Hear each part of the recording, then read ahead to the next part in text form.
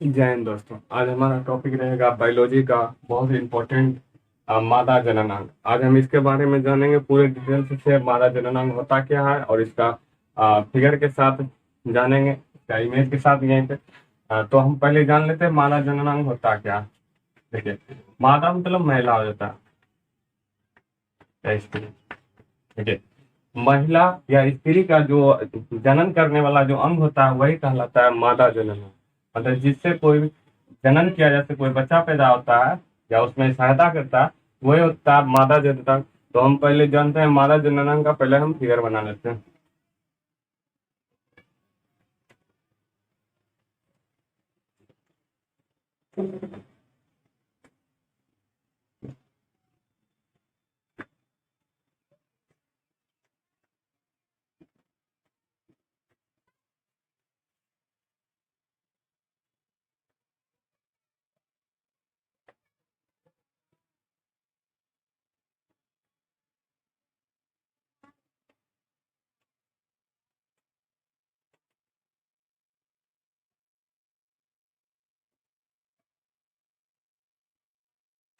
तो ये हो गया मादा जननांग, ये शरीर के अंदर रहता है। तो हम जानते हैं इसके ये जो भाग है ये कहलाता है अंडाशय, ओवरी। ठीक, ये और ये फिलोपेंटिन जो अंडा वाहिनी कहलाता, अंडा वाहिनी। ये जो भाग है ये कहलाता है अंड वाहिनी, फिलोपियन ट्यूब। ये जो है इसे कहते हैं, ये जो बीच वाला जो ये हिस्सा है उसे बोलते हैं यूट्रस, बोलते हैं यूट्रस। ये हो जाता है वेजाइना, इसे बोलते हैं ग्रीवा। ये हो जाता है वेजाइना।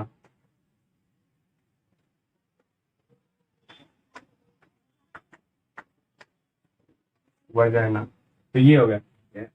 हम इसके बारे में पढ़ेंगे। तो इसमें पहले जान लेते हैं अंडाशय है क्या। ठीक है, अंडाशय जो मादा जननांग की संख्या रहती है, अंडाशय की संख्या दो होती है। यानी बात की जोड़ी में तो एक जोड़ी रहती है, ये इधर एक इधर। ये हो गया अंडाशय। अंडाशय में बनता क्या है? अंडा बनता। अंडाशय में अंडा बनता है। उसके बाद फिलोपियन ट्यूब, अंडा वाहिनी।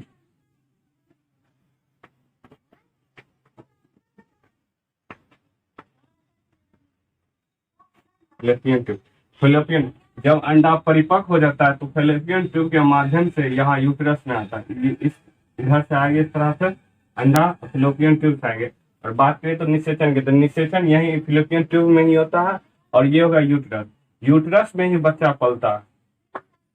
जो गर्भाशय हुआ इसी में बच्चा में पलता है। हम लोग बचपन से जानते आ रहे थे कि बच्चा पेट में होता है, लेकिन पढ़ाई करने के बाद मालूम चला कि बच्चा यूट्रस में होता है, यहीं पर पलता है, बड़ा होता है। तो ये हो गया वैजेना, ये हुआ ग्रीवा, इसके रास्ते होता है ये। इसी के माध्यम से जब कोई लड़की संबंध बनाती है या कोई भी, तो लड़के का जो होता है वीर्य या शुक्राणु, शुक्राणु इसके अंदर जाता है और इधर से जब अंडा परिपक्व हो जाता है तो यहाँ पर निषेचन करता है इस एरिया में। तो उसके बाद वो जायगोट बन जाता है। जब एक नर युग्मक और मादा युग्मक जब मिल जाता है तो ये बन जाता है, जायगोट बनता है। और इसके बाद ये भ्रूण बनेगा यहाँ पर, और यहीं पर बच्चा क्या करेगा, पूरी तरह से विकसित हो जाएगा। तो हम ये जान लिया फ्लोपियन ट्यूब, ग्रीवा। अब बात करते हैं निषेचन का। पहले बात करें निषेचन होता कहाँ पे। तो निषेचन जो होता है, तो निषेचन कहाँ होता है? तो निषेचन की बात करें तो निषेचन फ्लोपियन ट्यूब में होता है। और फ्लोपियन ट्यूब, और ये निषेचन कहते हैं किसके, जब नर युग्मक, जिसे हम शुक्राणु बोलते हैं, और मादा युग्मक, जिसे अंडा बोलते हैं। जब ये दोनों मिल जाता है, जब ये दोनों मिलता है तब निषेचन कहलाता है। क्या कहलाता है? निषेचन।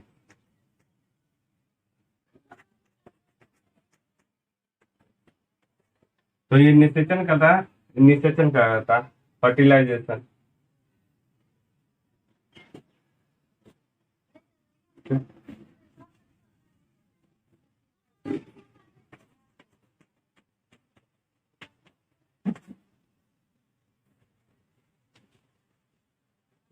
ये हो गया। तो अब हम बात करते हैं इसके बाद में, ये जो अंडाशय है, अंडाशय में कुछ हार्मोन निकलते हैं। ये जो अंडाशय, इससे कुछ है, जैसे हम एक नंबर है प्रोजेस्टेरॉन,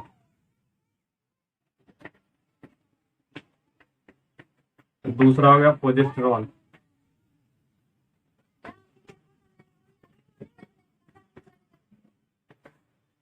प्रोजेस्टेरॉन और प्रोजेस्टेरॉन, और तीसरा एक और होता है जिसे रिलैक्सिन बोलते हैं।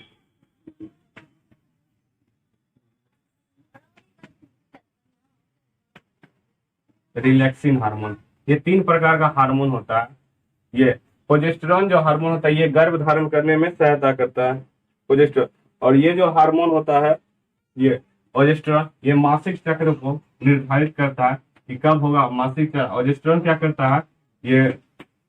और बात करें रिलैक्सेशन, जब बच्चा पैदा होने लगता है तो उसको रिलैक्स देता है, मतलब उसके जो ये वाला मार्ग होता है बेजेना और ग्रीवा का वहां, तो थोड़ा फैला देता है उसमें। तो हम आगे देखते हैं, जानते हैं इसके बारे में। और बात है मासिक चक्र स्टार्ट कब से होता है।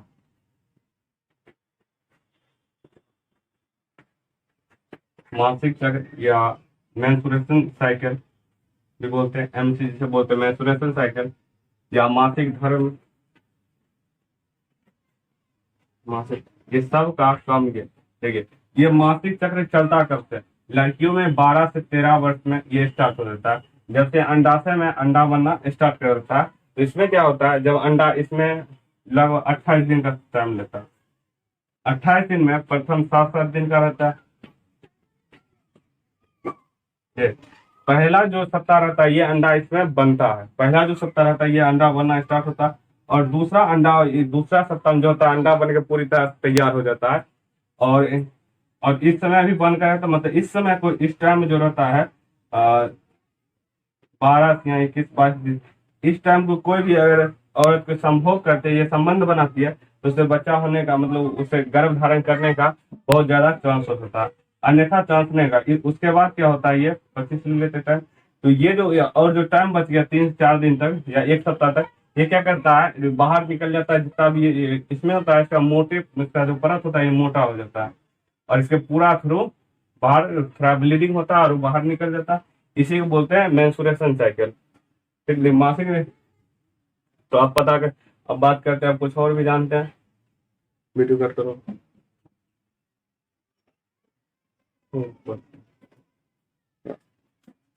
उधर है ले।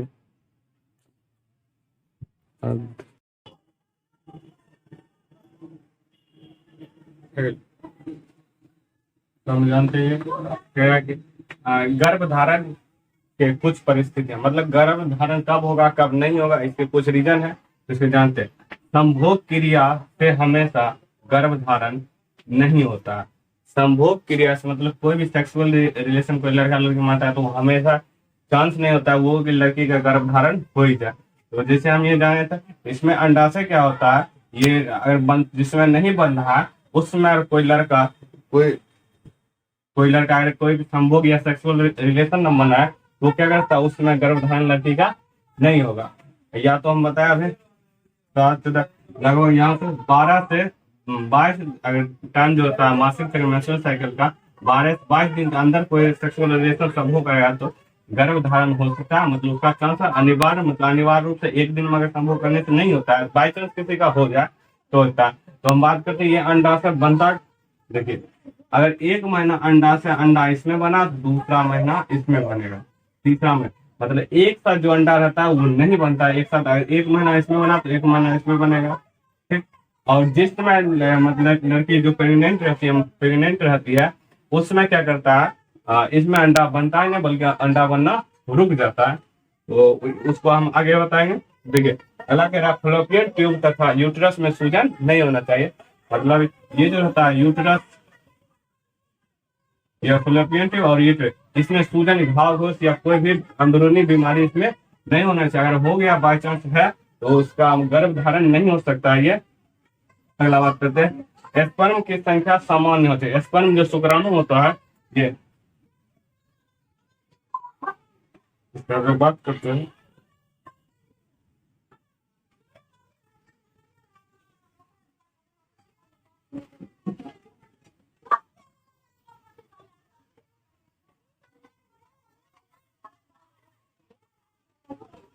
माइक्रोफोनिया होगा,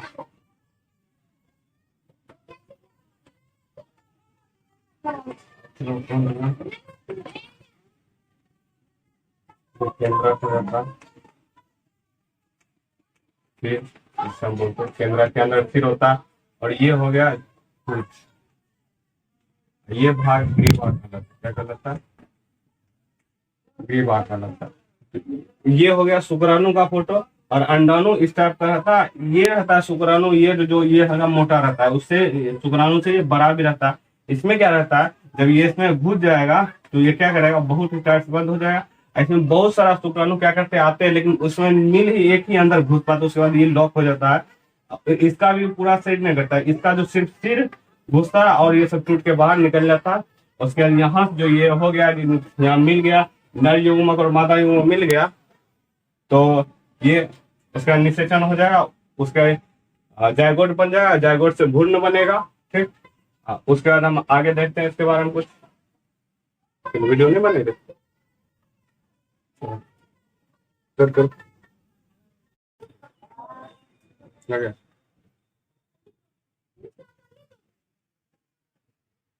तो आगे देखते हैं हम क्या कह रहा है। मादा जनक जो जनन का टाइम होता है, जो उसका देखा जाए तो पीरियड कब से कब होता है, वो 12 वर्ष से 45 वर्ष तक उसमें होता है। मतलब वो जनन करने की क्षमता उसमें, वो बच्चा पैदा कर सकते हैं, वो गर्भाशय उसमें गर्भ धारण कर सकते हैं। वो इस मादा मतलब औरतों का एज कितना रहता है, 12 से 45 तक।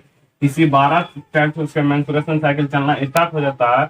और उसका जो मेंस्ट्रुएशन है, एक अंडाशय में पहली महीना, दूसरे अंडाशय में दूसरी महीना में चलता है, एक साथ में दोनों अंडाशय में नहीं चलता है। और बात की जाए नर का, मतलब पुरुष का, तो उसका जो होता है शुक्राणु बनना, वो बनना स्टार्ट हो जाता है 12 वर्ष से लेकर 55 वर्ष तक। मतलब एक तरह से बात की तो आजीवन बनना, मतलब 12 वर्ष से स्टार्ट होता है, और जब तक उसका डेथ टाइम नहीं आ जाए तब तक उसमें ये बन सकता है, उसका शुक्राणु उसमें बनते रहता है। अब अगला दूसरा पॉइंट देखते हैं, महिलाओं में गर्भावस्था में, जब महिला गर्भावस्था में होता है, जो उसके उसमें पेट में होता है, तो उसमें उसके लोहा और कैल्शियम में उसमें कमी आ जाती है, इसलिए उसका कैल्शियम की गोटी ली जाती है और अधिक पौष्टिक आहार खाया जाता है। अगला बात की, 2 ओवरी में से एक के बाद एक में मेंस्ट्रुएशन साइकिल होता है। मतलब ये हम बात की जाए, मेंस्ट्रुएशन साइकिल होता है,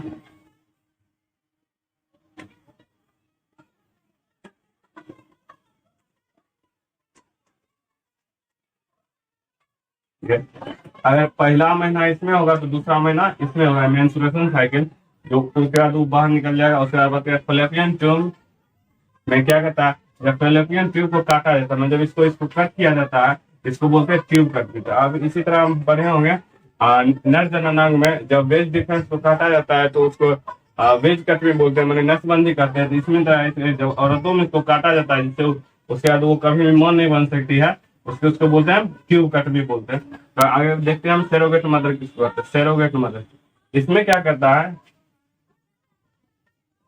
सेरोगेट मदर वो मदर होता है जो किसी के बच्चा को अपने पेट में पालती है।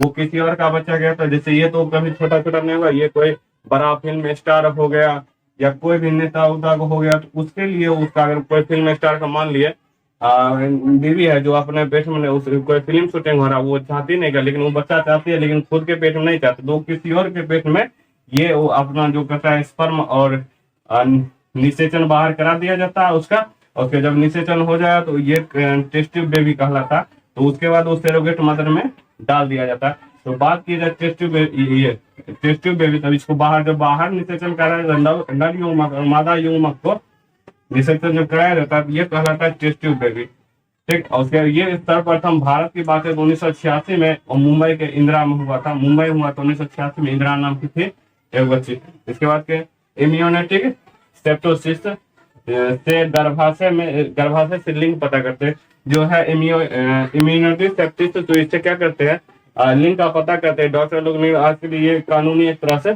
जुर्म है, लिंग का पता नहीं, जिससे बच्चे पर बहुत ज्यादा इफेक्ट पड़ता है, तो ये कराना नहीं चाहिए। तो ये लिखा भी रहता है डॉक्टर में, ये मना है, मतलब लिंग का चेक नहीं करवा सकते लड़का है या लड़की पेट में रहने पर। अगला बात करते हैं इम्यूनिटी सेक झिल्ली। जब बच्चा पैदा होता है तो उसके ऊपर एक झिल्ली रहता है व्हाइट कलर का एकदम पारदर्शी, तो वो रहता है इम्यूनिटी सेक झिल्ली रहता है, उसी में क्या कहता है बच्चा वो पैक रहता है। तो ये आपका ये हो गया खत्म। तो अब कुछ और पॉइंट जैसे बात कर लेते हैं। जैसे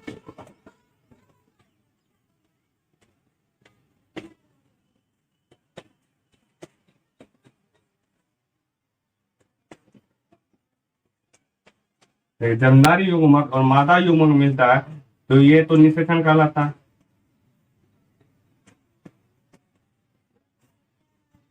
तो ये जायगोट कहलाता है। जब ये बन जाता है तो ये क्या बनता है?